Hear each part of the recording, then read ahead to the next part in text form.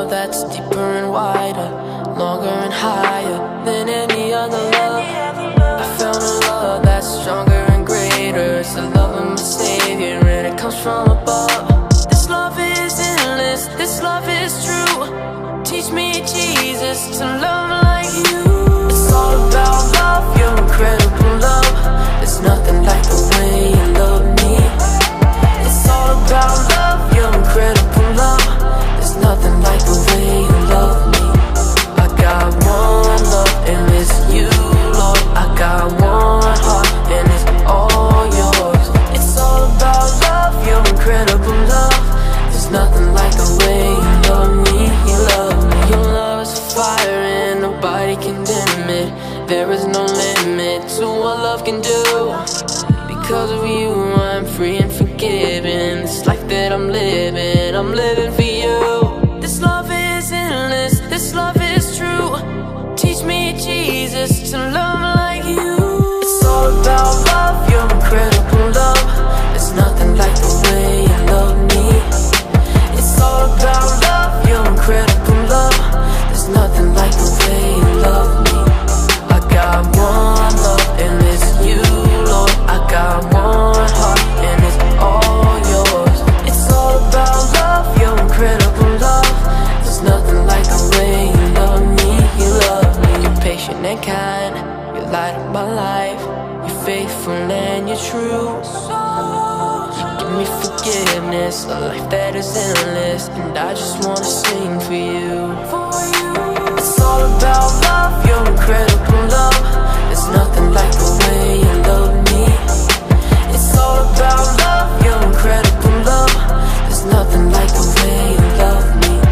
I got one love and it's you, Lord. I got one heart and it's all yours. It's all about love, your incredible love. There's nothing like the way you love me. You love me.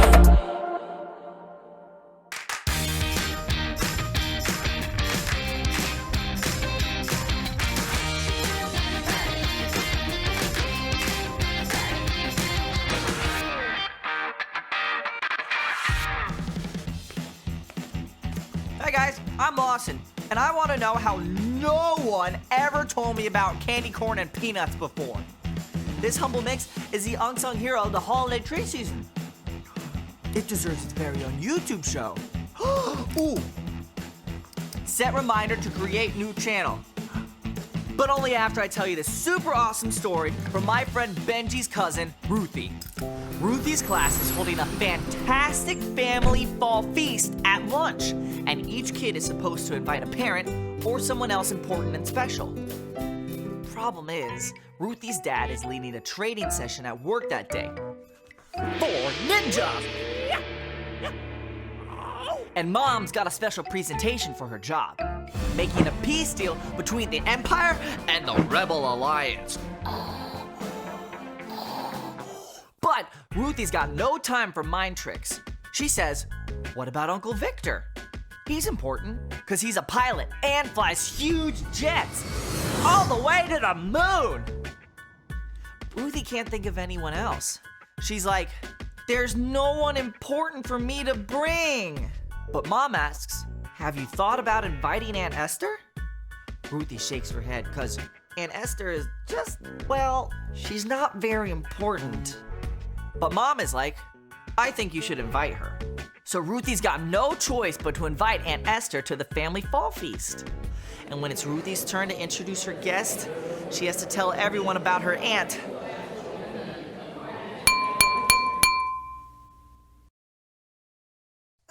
My Aunt Esther, gives homes to stray cats? Ruthie's trying really hard to think of something else, and she remembers, she taught me to tie my laces.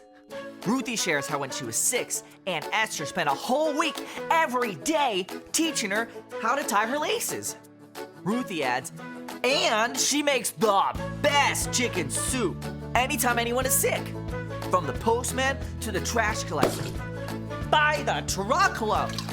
And when Ruthie's done introducing Aunt Esther, everyone cheers. And they all celebrate with chicken soup. plus candy corn and peanuts.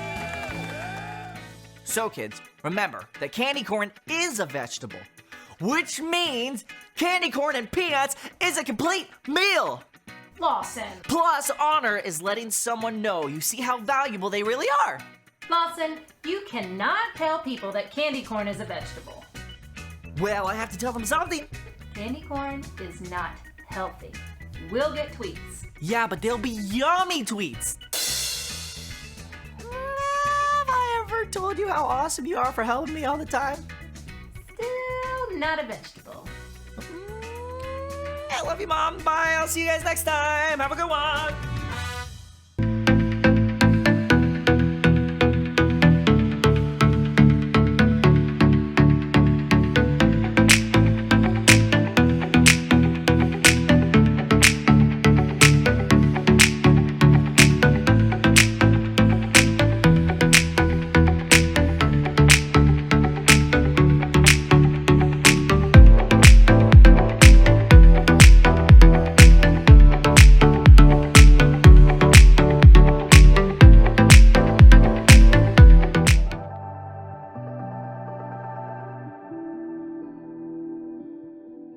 Wait, do we have time now? I don't think we were gonna have time, right? Because I got to do you remember the thingy in 30 minutes? No, we're good. Go. We're on. Good. You're on? Yeah. Okay. Hi. Hello. My name is Tyson, and welcome to the Honor Hall. Oh, sorry. Hold on 1 second. Honor Hall of Fame, where everybody matters. Tyson speaking. Yes, ma'am. We are open from 3:30 to 6:30 Monday through Friday, and by appointment only on Saturday and Sunday. Yes, of course. Yeah, how many kids do you have? 27? Oh, it's a field trip. It's for a class. Great, awesome. Okay, yeah, we'll just take them in shifts, probably do 5 at a time. Yeah, 2-hour field trip, you guys will be back for lunch. Awesome. Okay, great. Okay, bye. Man, when I first had the idea for this place, 27 on Thursday. I never thought it was going to get this popular. It's like everyone in town wants to come over to see what it means to show honor. Honor is letting someone know you see how valuable they really are. Ooh, or they are coming because they want to see why they matter. Sorry. Honor Hall of Fame. Speaking. You did? You are? You do? Today? Today? Great, yeah, I'll come over whenever, 30 minutes, great. Okay, bye. Haley, do you know who that was? Her name is Suzanne Schoonover, and she heard about the Honor Hall of Fame, and she wants to interview me for this thingy that they call the newspaper. She's gonna be here in 30 minutes. Congratulations! But what about the thing? Who am I gonna talk about? Oh. Who am I going to talk about?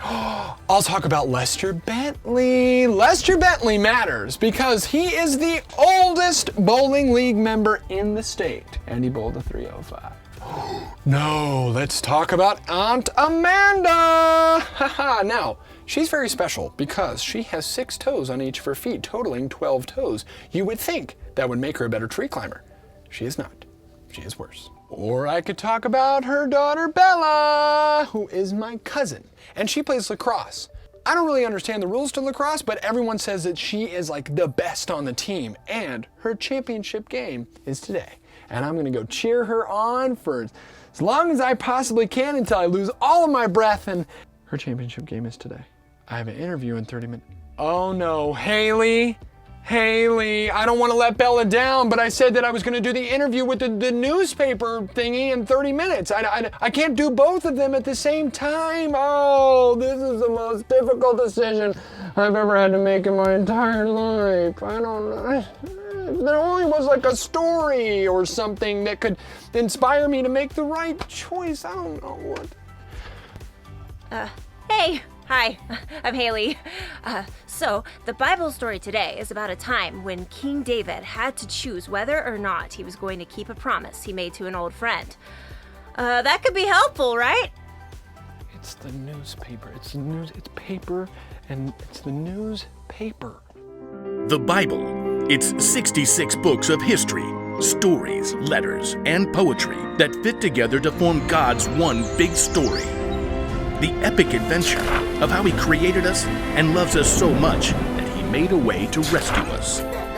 As we travel through the Bible, from Genesis to Revelation, we discover people who met God and found their lives changed forever. And now for an amazing story, inspired by the book of 2 Samuel, chapter 9, verses 1 through 13. King David was called a man after God's own heart. He was one of Israel's greatest, most powerful rulers. But long before David became king, he was best friends with King Saul's son, Jonathan. Whatever happens, please be kind to me. I know the Lord will defeat all your enemies someday, but promise to always be kind to me and to all my family. I promise. Though King Saul was jealous of David and many times tried to kill him, he and Jonathan remained close friends until the one day David received very terrible news. The Philistines attacked us. Saul and Jonathan are dead. Even though Saul had been his enemy, David was still deeply saddened. He even wrote a song to help the Israelites grieve the deaths of Saul and Jonathan. Israel's mighty men have fallen. Now that Saul was dead, David could become king just as God had declared many years before. Even so, there were still many long years and long battles before David finally was king over all of Israel. I will honor God by doing what is fair and right for everyone. One day, David remembered the promise he had made to always be kind to Jonathan's family. He called for his officials. Is anyone left from Saul and Jonathan's family? Oh, excellent. We shall locate them, prosecute them, and place them all in jail. No. I want to be kind to whoever is left, because of Jonathan. But King Saul was your enemy. He tried to kill you. Just find out. So the officials sent for Ziba, a man who had served Saul's family for many years. Are you Ziba? Ziba eyed King David warily and glanced around to see whether this might be some kind of trap. I am ready to serve, Your Majesty. Is anyone from Saul's family still alive? Ziba hesitated. He knew that David had the power to do anything he wanted to members of Saul's family. Well, You can tell me. It's just... Don't worry, I'm not looking for payback. God has been very kind to me. I would like to be kind to that person in the same way. Oh, good. A son of Jonathan is still living, Mephibosheth. What? Mephibosheth. What? Mephibosheth. What? Mephibosheth. Mephibosheth. Well done, Your Majesty. Tell Mephibosheth to come see me. Actually, both of his feet were hurt, so he can't walk. David turned to his officials. Have Jonathan's son brought here. Now, Mephibosheth knew perfectly well his grandfather had tried to kill David, even though he probably knew that his father Jonathan was good friends with David. So, like Ziba, he probably feared the worst when messengers arrived with a command from the king.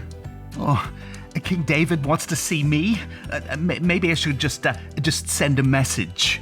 A singing telegram or a talking mime. As Mephibosheth approached the palace, he stared up at the imposing walls and towers. Oh, okay. I'm here. I've seen it all. We can go now, right? So long, farewell. Auf Wiedersehen, good night. As he was brought before David, Mephibosheth fell down to his knees, bowing low before the king. Mephibosheth. Mephibosheth didn't dare look up. I'm ready to serve you. Well, you could start by letting me call you something easier. How about Bo? Mephibosheth finally raised his face to see that David was smiling. Don't be afraid. You can be sure that I will be kind to you because of your father, Jonathan. Wow. Thank you. Plus, I'll give you back all the land that belonged to your grandfather, Saul. Well, I gotta say, that's amazing. And I'll always provide what you need. I don't get it. Why are you doing anything for me? I'm about as important as a dead dog. You're Jonathan's son, and I made him a promise. David called for Ziba to return. Ziba, I'm giving Bo here everything that belonged to Saul and his family. You and your sons and servants will farm the land for him and take care of him. I'll provide everything he needs. I'll do anything you say. Perfect. Now, Bo, do you have any sons? Just one. A little boy named Micah. Excellent. I'll teach him to drive my chariot. From that time on, Mephibosheth and his family came to live in Jerusalem, and David provided everything they needed, just as he had promised Jonathan.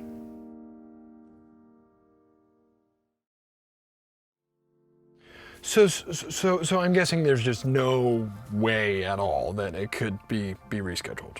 No, I didn't think so. I just, no, I know you've got a lot of people counting on you, and I just, yeah, but you understand where I'm coming from. I really, I don't want to let you down whatsoever. Okay, can you hold for a second? Are you recording? This is the hardest conversation that I've ever had in my whole life. I mean, have you ever broken a promise? I mean, you tell someone that you're going to do one thing and then you do something else. Or you know what? Here's a better question. Has anyone ever broken a promise with you? I mean, it doesn't make you feel too good, does it? But when someone keeps a promise, it makes you feel like you matter. It's like with King David. Before David was named the second king of Israel, he was best friends with Jonathan, the son of the first king of Israel. And even though the two of them could have been arch enemies, David made a promise to his friend. He promised he would always be kind to Jonathan and his family, which included Jonathan's son, the M word right there. Even after Jonathan died, when he wouldn't have known whether or not David had kept his promise or not, David was kind to Mephibosheth, Jonathan's son. He honored Jonathan by keeping his promise. Doing what you say you're going to do is a smart thing to do. I mean, not only does it help people to trust you more, but it makes it feel like you actually care about them. I mean, if you say you're going to do your homework before you get on the computer, do your homework. If you say you're gonna be nicer to your little sister, be nice to your little sister. If you say you're gonna go to your cousin's lacrosse game, could you hold on for just 1 second? Miss Schoonover, yeah, I won't be able to do the interview for the newspaper. My cousin's lacrosse championship is today, and I don't want to let her down. I promised her I'd be there. Yeah, thank you for understanding. Okay, bye. Promises matter to me, and so does my cousin. So, if you'll excuse me, I've got some promises to keep. Haley, finish up for me. Okay, sure. Let me just set this up. Hello. Okay, so I think the one important thing to remember today would be this. Honor others by keeping your promises. Because everybody matters, right? Right. Everybody matters so much to God that He sent someone to save us from our sins. He kept His promise by sending Jesus. And if that doesn't make you feel valuable, then whew. Oh, you're still there. Here. Yes. Skateboarding now. Lacrosse. Go! Go! See you next time. I promise.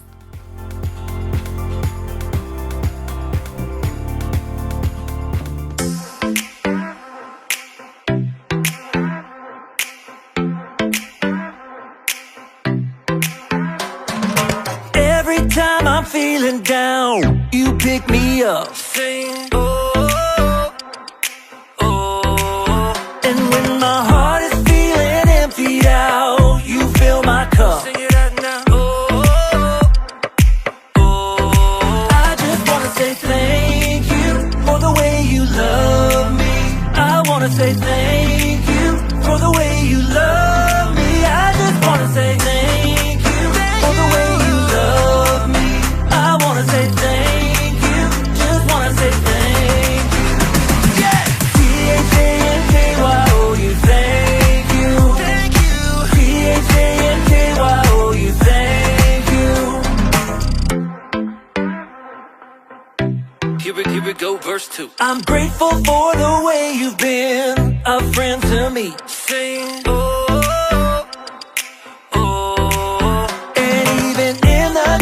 Darkest night, you help me see. Sing it out now. Oh, oh, oh. I just wanna say thank you for the way you love me.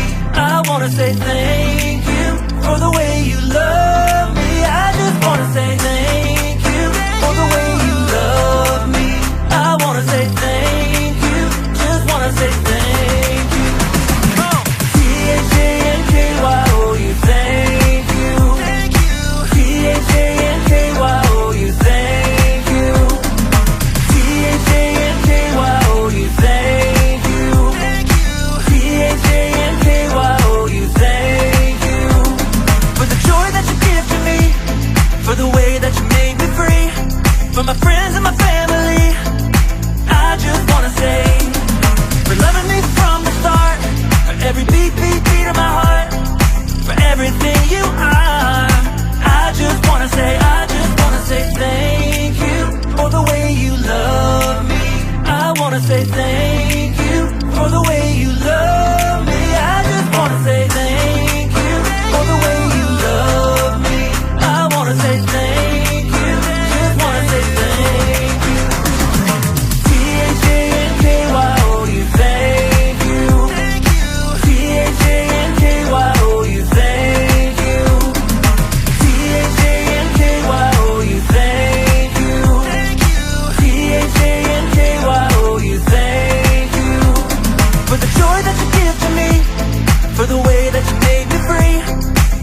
friends and my family. I just wanna say, for loving me from the start, for every beat, beat, beat of my heart, for everything you are. I just wanna say